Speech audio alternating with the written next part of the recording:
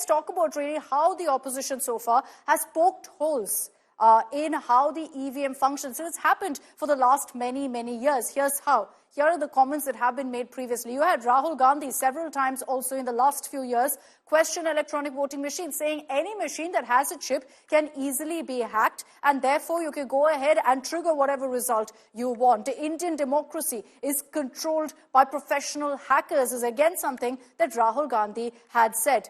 Now, there are several senior Congress leaders who followed suit with comments. Digvijay Singh said that BJP got 300 seats in Lok Sabha due to EVM manipulation. He said this some time back. And then you had Bhupesh Bhagel, who also came out to say that EVMs and VVPAT units are being changed after polling.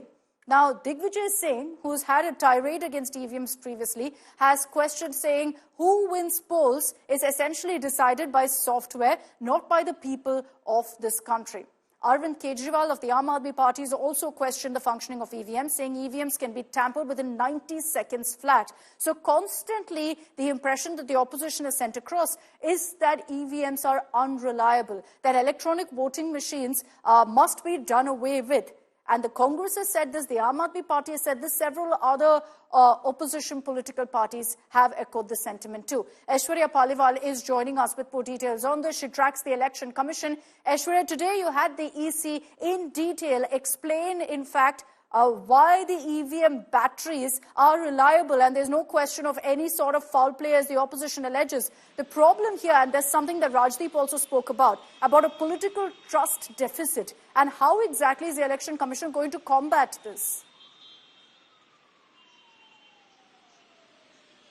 Well, Akshita, let me tell you two things. First of all, the Election Commission's doors are always open whenever any party, be it the ruling party or the opposition parties, whenever they have some complaints, the Election Commission listens to them and also makes sure that it receives all the complaints. Now, the Election Commission has 2 points to make. First point, they say, is that from the starting point, from the time the EVM machines actually come out, from that point till the time the counting gets over, at every step, videography is done, videos are taken, and nothing moves. Actually, no EVM can actually move without the signature of either the candidate or someone from the party. So that's something that they make sure it happens every time. And now let me tell you, everything is now being videographed and the videograph is being streamed directly at the Election Commission. So they are saying if you have any proof, then you need to bring proof. Do not say they can be hacked.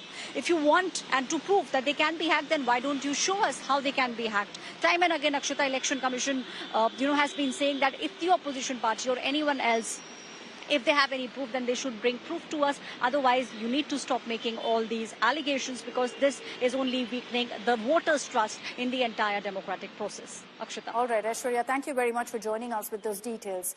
There was this huge controversy, of course, today over what Rashid Alvi said, saying that if pager blasts can happen, EVMs can be rigged.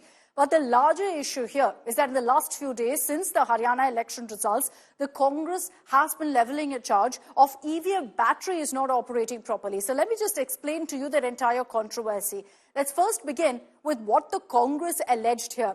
They said that several EVMs in Haryana showed a battery percentage in the display unit of 99%. And according to them, EVMs were used through the day for polling and then for counting also, but the battery remained at 99%. They're questioning how is that possible. According to them, there were some seats in Haryana where the EVMs showed 60 to 70%. It had come down from 99%. And in these seats where it went to 60, 70%, they say that there the EVMs were functioning, which is why there the Congress won. Where EVMs are at 99%, they're saying that there were clearly some problems with the EVM. So let's tell you how an electronic voting machine's battery actually works. Is there any credence to what the Congress says? Remember, first of all, EVM batteries are manufactured by Bharat Electronics Limited and the ECIL. The EVM batteries, which is in the control unit, they're at 7.5 volt batteries. And of course, they're alkaline batteries.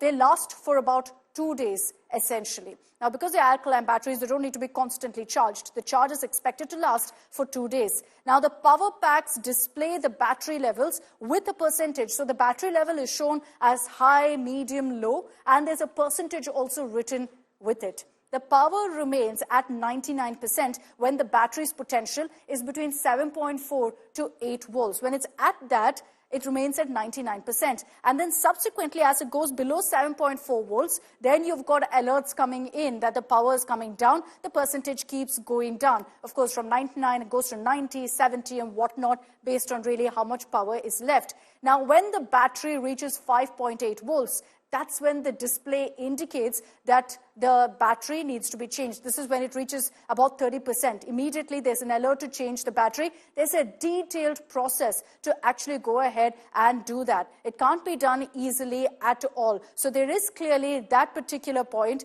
that must be noted here, that the Election Commission has said very, very clearly that there's a process that's maintained. Batteries must be changed to the presence of several officials involved, and we ensure that it can last for 2 days, keeping in mind polling as well as the counting day. So this is the response that's coming from the Election Commission, and of course we've explained to you also how exactly EVM batteries work. So at this point, we'll have to see how the Congress chooses to respond.